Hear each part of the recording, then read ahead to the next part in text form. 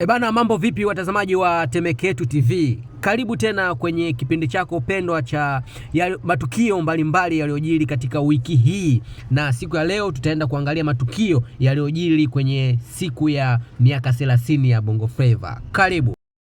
Haya hapa ni matukio ambayo yalijiri siku ya show ya miaka 30 ya Bongo Flava pale Mlimani City jijini Dar es Salaam. Tukio la kwanza ni ili hapa, tukimwona Madi akikusanya pesa na kuamua kuwapa mashabiki pesa ambazo walituzwa, lakini yeye kakusanya kawapa mashabiki. Ameonyesha utu namna gani ana love na mashabiki zake. Ni tukio ambalo limeleta sitofahamu sana. Mtu unapewa pesa alafu unagawa na umekuja kwenye show. Tukio namba 2 ili hapa linamuonesha Baba Levo, mbunge huyu, linamuonesha amembeba msanii mkongwe Juma Nature juu. Watu wanajiuliza kwa nini kitu gani ambacho kimemfanya Baba Levo ambebe Juma Nature? Ana uhusiano upi? Usichokijua ni hivi, Baba Levo ni kitambo sana yeye yuko pale wanaume, na Nature ndiyo chanzo. Bana, tukio namba 3 ili hapa tunamuona Tundamani, msanii wa Bongo Flava huyu mkongwe, naye anajiita kapteni. Huyu ndo kapteni wa Bongo Flava. Tukio ambalo amelionesha ni la kipekee sana. Ameamua kuchukua picha ya aliyokuwa rafiki yake kipenzi. Ina maana mpaka kufikia sasa huyo hayupo naye tena. Anaitwa Spaki. Kwenye nyimbo ya Nipe Ripoti akaamua kuingia kwa namna hiyo, namna mzuri sana ambazo ameamua kumwenzi rafiki yake huku akiwa anaimba.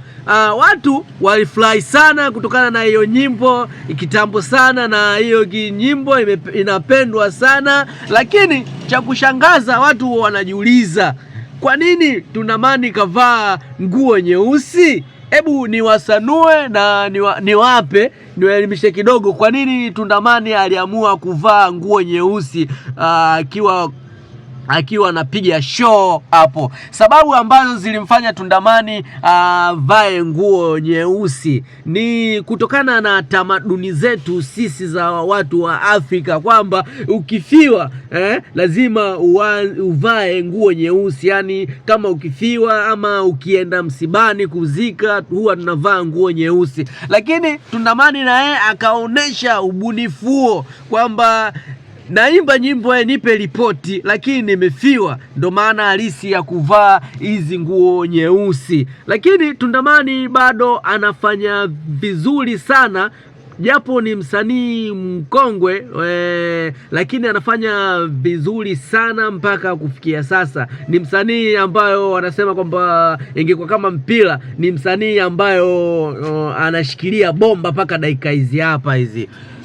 Show ilipendeza, show ilinoga, na Tundamani kama tunavyomuona, Tundamani alipendeza.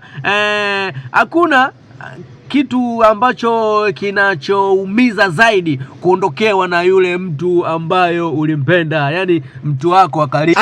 Hayo ni matukio ambayo yalijiri siku ya miaka 30 ya Bongo Flava. Tunaendelea kukupatia tukio la mwisho na namba 4 ni hili hapa, Dudubaya kuto kuendelea na show. Sababu zilizomfanya Dudubaya kuto kuendelea na show kutokana na kauli ambazo alikuwa anaongea.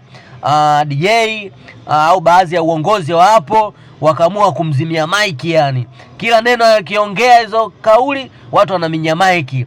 Sasa akiona sauti alitoki, akaona mbona kama wananidharau fulani hivi, akaamua kurudisha maiki na Dudubaya kushuka kwenye jukwaa na kuto kuendelea na show.